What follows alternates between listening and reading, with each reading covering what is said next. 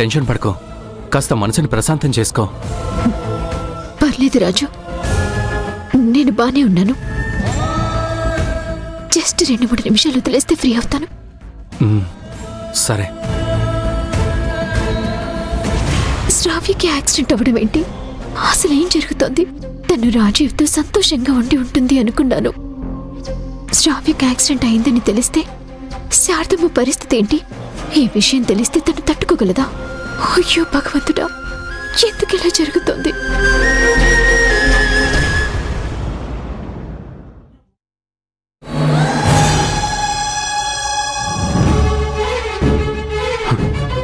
అత్తయ్య, డాక్టర్, అత్తయ్య. ఏం జరిగింది డాక్టర్, ఒక షాకింగ్ న్యూస్ విని సమస్యలు పడిపోయింది డాక్టర్. పదండి, లోపలికి తీసుకురండి.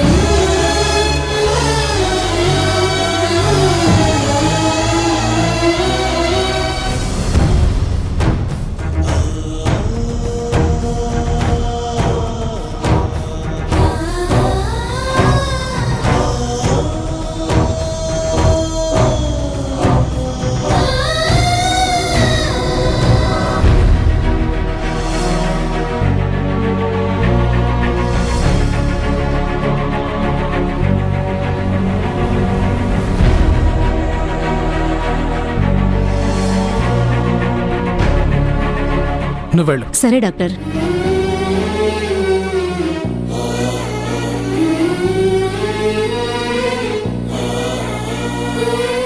డాక్టర్, తనకిప్పుడు ఎలా ఉంది? పేషెంట్ మీకేమవుతుంది? మా అత్తయ్య డాక్టర్. ఇప్పుడు తన కండిషన్ ఎలా ఉంది? ఇంకొన్ని టెస్టులు చేస్తే కానీ తన కండిషన్ చెప్పలేం. మీరైతే ఫార్మాలిటీస్ ప్రకారం రిజిస్ట్రేషన్ ఫామ్ ఫిల్అప్ చేసి గార్డియన్ సైన్ పెట్టి అడ్వాన్స్ పే చేయండి. Sure sir. చెప్పండి సార్. అడ్వాన్స్ పే చేయమన్నారు. Patient name Sharada. ఐసీయూలో ట్రీట్మెంట్ జరుగుతుంది. ఫామ్ ఇస్తే సైన్ చేసి అడ్వాన్స్ పే చేస్తాను. ఒక్క నిమిషం సార్, ఇక్కడ సైన్ చేయండి.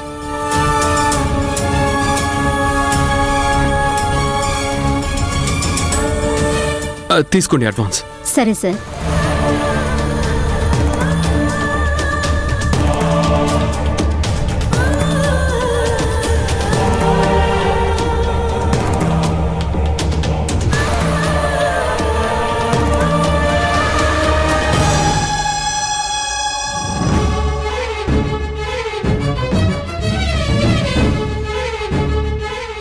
తప్పు చేయని మా అత్తయ్యని నేను ఇన్ని రోజులు దూషించాను.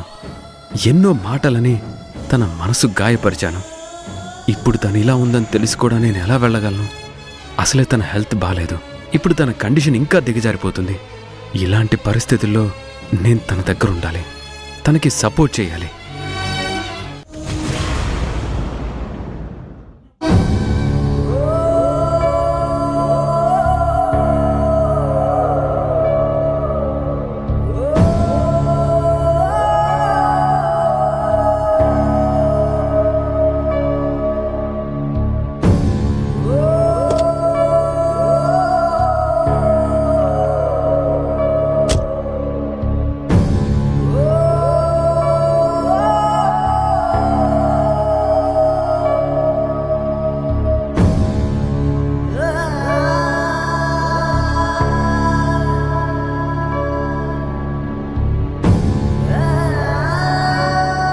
తను వైజాగ్ వెళ్ళాలని ఎందుకు అనుకుంది?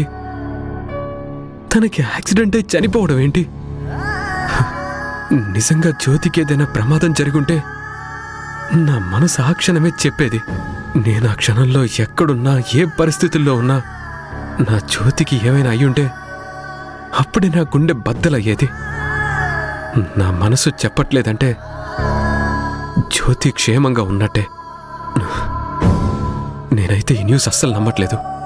ఇది ఎందుకు పేపర్లో వచ్చిందో, పోలీసులు ఎందుకు జ్యోతి అని అనుకున్నారో అని నేను ఎంక్వైరీ చేయాలి.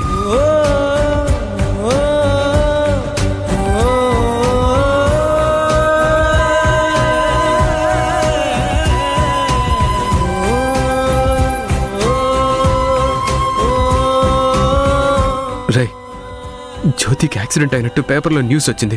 ఆ పేపర్ కటింగ్ నీకు పెడతాను. వైజాగ్లో నీకు ఫ్రెండ్స్ ఉన్నారు కాబట్టి అక్కడ పోలీస్ స్టేషన్ నుంచి డీటెయిల్స్ కనుక్కో నాకు చెప్పు. ఓకేరా?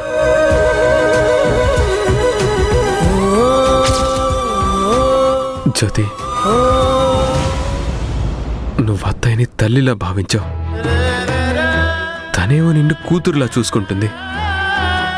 నీకిలా అయిందనే న్యూస్ చూసి సొమ్మసిల్లి పడిపోయింది. తన పరిస్థితి ఏంటో తెలియటం లేదు. నువ్వెక్కడికి వెళ్ళావో అర్థం కావటం లేదు. ఒక పక్కన శ్రావ్యకి యాక్సిడెంట్ అయ్యి తను ఎక్కడుందో జాడ దొరకటం లేదు. అసలు నా చుట్టూ ఏం జరుగుతుందో ఏమీ తెలియటం లేదు. అంత గందరగోళంగా ఉంది.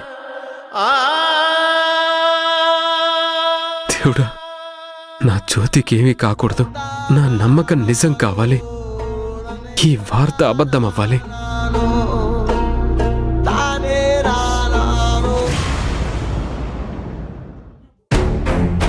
మేడం, శ్రావ్య యాక్సిడెంట్ గురించి కనుక్కున్నాను. శ్రావ్య స్పీడ్గా కారు డ్రైవ్ చేయడం, వచ్చి చెట్టును ఢీకొట్టడం సీసీటీవీలో రికార్డ్ అయింది మేడం. ఆ టైంలో శ్రావ్య గాయాలతో తనకు తానుగా బయటపడిందో లేకపోతే ఎవరైనా తీసుకుని వెళ్లారో అనేది మాత్రం తెలియదని పోలీసులు చెప్తున్నారు. అన్ని హాస్పిటల్స్లో శ్రావ్య గురించి ఎంక్వైరీ జరుగుతుంది మేడం. ఇన్ఫర్మేషన్ తెలియగానే మనకు చెప్తానన్నారు. నాకు చాలా వండర్గా ఉంది. ఇటు శ్రావ్య కనిపించట్లేదు, అటు జ్యోతి చనిపోయింది. ఇద్దరు అక్క చెల్లెళ్ళకి ఆల్మోస్ట్ ఒకేసారి ఇలా అయిందేంటి? ఎలా అయితే ఏంటి మేడం, మీ పగైతే తీరింది కదా. అలా ఎలా తిరుతుందార్కే? అదేంటి మేడం, కన్న కూతుల గురించి శారద కుమిలి కుమిలి ఏడుస్తుంటే చూడాలనేగా మీరు అనుకున్నది? ఎస్, కానీ శారద స్పృహ తప్పి హాస్పిటల్ పాలైంది.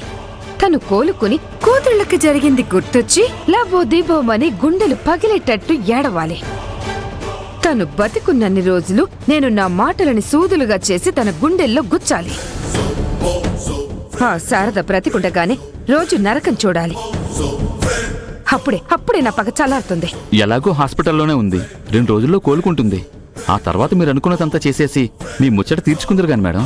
అంతేకాదు, శ్రావ్య పేరు మీదున్న ఆస్తులు నా పేరు మీదకు తెచ్చుకోవాలి. అలాగే నీకు ఈ ప్రపంచానికి తెలియని నా కథ వేరే ఉంది, అది కూడా నెరవేర్చాలి.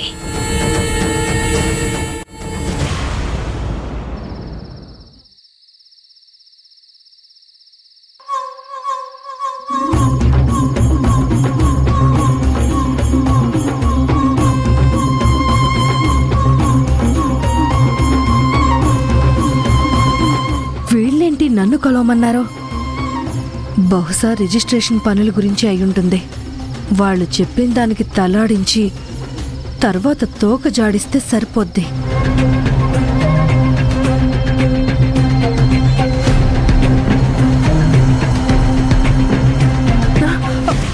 నిజంగా మీరిద్దరు సూపర్. మీ అక్క ఇంకా సూపర్. మీ తెలివితేటలు పొగడడానికి నాకు మాటలే దొరకడం లేదు.